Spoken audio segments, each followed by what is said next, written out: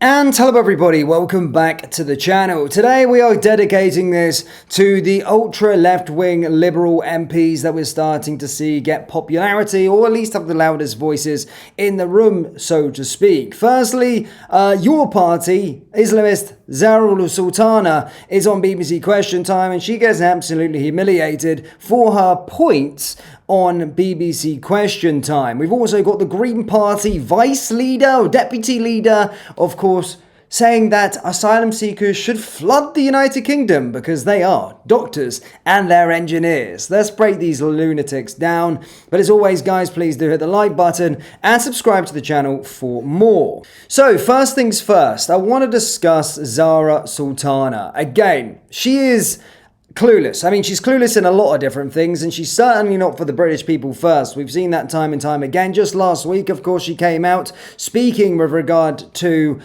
Soldier Ref and, you know, going against all sorts of things that deem patriot. Her sort of one sole focus, of course, is on Palestine, and the rest of the other stuff is just super liberal ideas that just don't work. Now, here on BBC Question Time, she thinks she's smart. You can see Reform's Danny Kruger patiently trying to explain the economic facts of life to left-wing extremist Zara Sultana. Grown-ups fruitlessly trying to reason with the deluded child. She's essentially saying that we need to tax the super rich into oblivion, much like the Green Party sort of mantra as well. And I've said loads and loads of times this just does not work at all. But let's have a watch of this firstly on BBC Question Time. It's the rich who pay most of the taxes. You start taxing the rich will leave, and the poor will stay even poorer. They won't leave. They are leaving. They will not leave. They're already leaving. They will leave. This is some scaremongering that's done. That if you tax the super rich, and like I said, the 20,000 people in the country have assets over £10 million, they are not going to leave their assets and just move to another country. Yes, their kids are in the private schools here, their culture, their lifestyle is very much in this country, and I think that's scaremongering to justify nurses and teachers in Coventry South paying more taxes than the billionaires, than Amazon and Facebook, who get to negotiate their taxation deals with the government. I think that's criminally unfair. I think we shouldn't be taxing work, we should be taxing wealth more, because I just want to come in on the. Thank you. I just want to come in. It's really wrong to say that that high wealth taxes, high taxation doesn't drive away the wealthy. It really does. 17,000 high net worth individuals left this country last year. But worse than that, Zara, 150,000 young people, talented young people, have left this country because they don't see this country as being the place for them. So that is the chronic result of a system and a government that doesn't respect wealth creation and that thinks, as you do, that somehow people with wealth have somehow stolen it from other people and that it should be removed from them by the government and redistributed. Of course, they do pay their fair share. We can argue about that. No, wealth isn't taxed as fairly as work. No, but hang on. The wealthiest people do pay proportionately far more of their income and, of course, their wealth than other people. And as the gentleman says, this is the source of growth in our country. We have to get behind the wealth creators. That is the only place to get taxation from. It's also the place that creates, it's the source of jobs. It's the source of the businesses that we all rely on. We need to get behind entrepreneurs, yes, tax them properly, but crucially invite the wealthy of the world to come and set up businesses here, invest in our country, and stay here and make a home. We will all be the beneficiaries of that. All right, I've got 10 minutes left, and I want to fit in this question, because now, this has been a talking point for absolute decades, hundreds of years. Go and tax the rich, they need to pay the majority of the tax. And Zara says, well, they won't leave because they've got assets and their kids go to private schools here.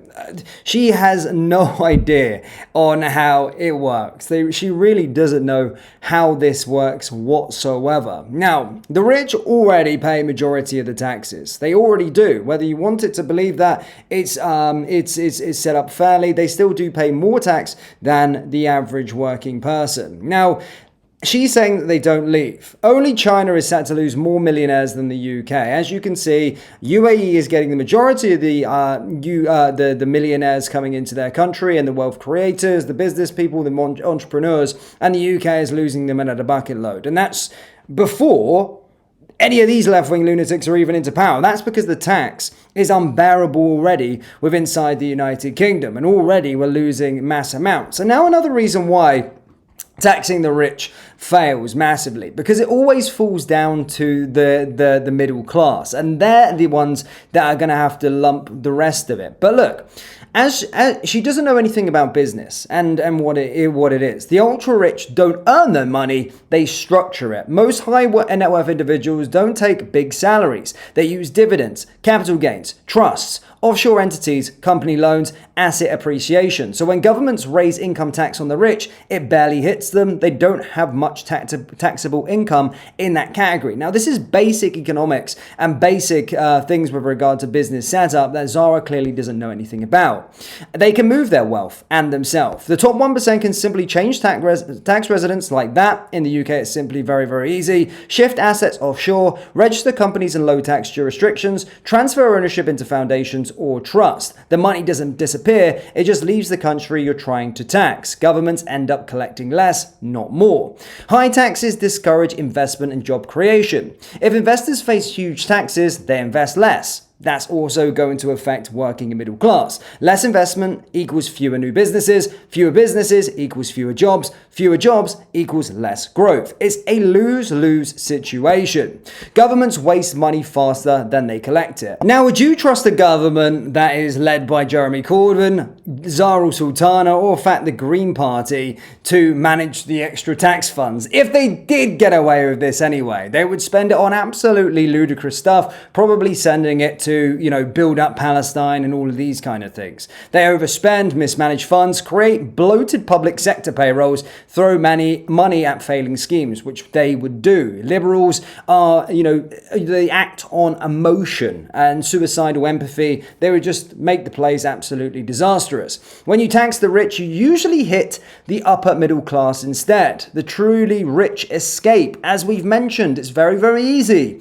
Small business owners will then, of course, feel it. They were the ones that are going to brunt it all. As we've already said so many times, because the ultra rich will leave and as Zara is not educated, they will leave. Trust me, they will leave. Small business owners will then take the brunt of it. Professionals, medium-sized entrepreneurs, and this here, people earning 80k to 200k who already pay 45% will then be bearing the brunt of that. So it doesn't work whatsoever.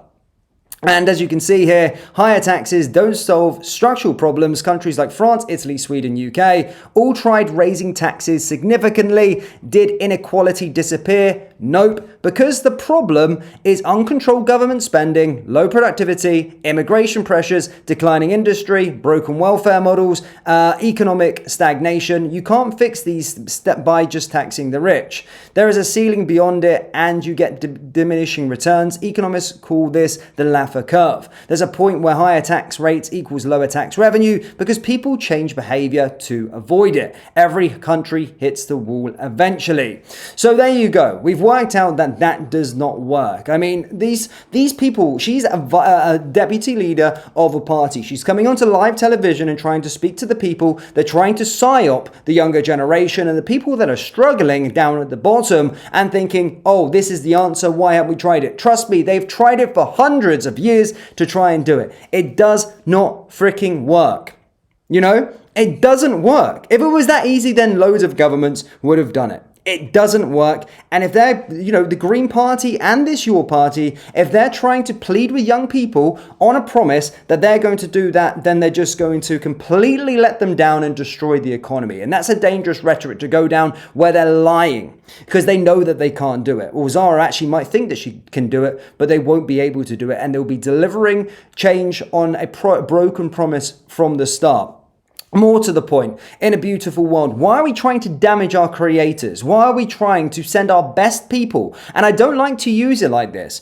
I know rich people doesn't necessarily mean that they're better than everybody else, but usually money is a byproduct. I'm talking about the self-made people, right? Money is a byproduct for what you have created and what you have done. Right? So you've created a company that's become very, very popular. It's created loads and loads of jobs. Why on earth would we want to get rid of some of these smarter creator people and let them go out to the UAE to make their country better and we get rid of them? Because whilst we're losing the top, we're filling it up at the bottom with the rest of the shit. Which brings me on to my next point, and this is with regard to the Green Party. We've got this absolute tit, Rachel Millward, by the way, the same sort of lady who's part of the Green Party, deputy leader. She was the same one that was complaining about asylum seekers, but now she's in a video here talking about asylum seekers, that we need to let them all in. Mate, they are not welcome here. Trust me. And they ain't fucking doctors and surgeons, by the way. We're not talking about that because there's a legal route. If they were truly escaping asylum and going for asylum, there's a legal and safe route. They're coming from France. They pass through 17 safe countries. They are not. They're economic migrants. They are not there to be a doctor or an engineer. They're there simply to try and get free handouts. But listen to these absolute throbbers speaking, thinking that they can make a change. These are actually infiltrating 18% of the people in the United Kingdom with these ludicrous claims. It's unbelievable how dumb people are listening to these people. It really is. Now listen to her.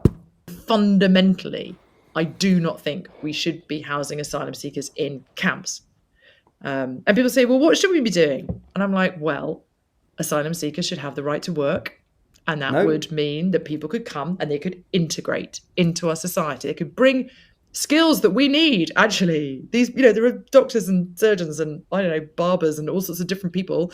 And they could come and bring those skills and integrate into our society and then pay their way and have that dignity. And that would be better for their well-being and better for our communities. Having hundreds of people on one site who've all been through serious trauma recently is clearly a high-risk situation in various different ways. It would be much better if they were more integrated. So that's not a NIMBY position, is it? That's a please, let's welcome people properly position. Rachel is absolutely right, I think, when she talks about the fact that this is a high-risk situation. If you had 600 men unable to work from any country, including people who are white British and were born here, I feel like there is some risk of potentially disorder, people getting bored. Look at the way prisons operate. This is not a good situation for anybody. Rachel was bang on. This is a nuanced discussion, especially when it comes to 600 men. And, the idea that these people don't get to work, they're put in pretty poor conditions, grouped together with maybe 5 or 6 other people in a small room. Like, there's going to be this testosterone, there's going to be anxiety, maybe anger. That's nothing to do with being an asylum seeker. This is very, very dangerous rhetoric, and these people actually believe what they're trying to say here. Asylum seekers so they think that because they commit mass amounts of crime because they're sitting in a room together, 5 or 6 of them in a room. I was in the military, and I shared a room for 1 year with 12 other men. Did we go around sexually assaulting people? Absolutely not. Was the high testosterone, etc., etc.? We all living and banding together. They're living a life of leisure at this moment in time, and they have no ambition to assimilate and come into this culture. What precedent does this send to the rest of the world when the UK finally goes at this? Right. We're not stopping the boats. Everybody is welcome in this country. From the day now where the Green Party are in power, everybody, we are not going to be deporting these individuals. Heck, if you cross over on a dinghy, you are going to stay, and we are going to get you into work. As of the day you arrive, we're going to give you a house, and you are going to be a part of the society. We have a housing crisis currently in this country. There's too many people in the United Kingdom already at this moment in time, and there's already fewer jobs, especially when you tax the billionaires and the millionaires into non-existent when they all leave. Again, I'm telling you again, Zara. So when this comes to thing, I know Zach as well is also saying tax the super rich and do this and tax them out of existence. So once you've taxed all of them out and all the businesses have gone, there's no one here. You're then saying that anybody can come over to our country. We're not going to stop you. In fact, the National Border Service or the Border Force are going to be gone then because their job is redundant because we're just allowing everybody in. They then get jobs as a hairdresser, a doctor, and all these. Have you seen some of the state of some of these ones? Some of them look like they have got nothing in between the ears. Some of them look absolute. I'm telling you now, you're making out everyone can be a fucking doctor. I'm telling you, some of them Muppets ain't no doctor. They've got nothing there. They've come from sort of carving sticks with stones. They ain't no doctor, and there's a long, long way for them to be a doctor or a hairdresser. My goodness me, it's a very, very dangerous place to be. And these left-wing liberals acting amongst their, empathetically, acting with emotions is a very, very, very dangerous route to be going down. And the reason why I talk about this is because 18% of the country right now feel in favor towards the Green Party, and their ludicrous lies and claims that they think that they're going to do. The country will be absolutely nuked under a Green Party. There won't be anything. But there's actually people that are listening to what they're saying on television right now and going, yep. And I've also noticed a lot of it is women. And I'm not speaking to the British Stand female viewers because you guys are well in tuned. But women, the reason why women are susceptible to these things is suicidal empathy. That they think that they can... They can be persuaded by these things. And of course, allowing all of these asylum seekers into the country, I am telling you, it will be World War III. Guys, do let me know your thoughts on that down there in the comments. Hit like, hit subscribe, and I'll see you all in the next one. Take care. Peace.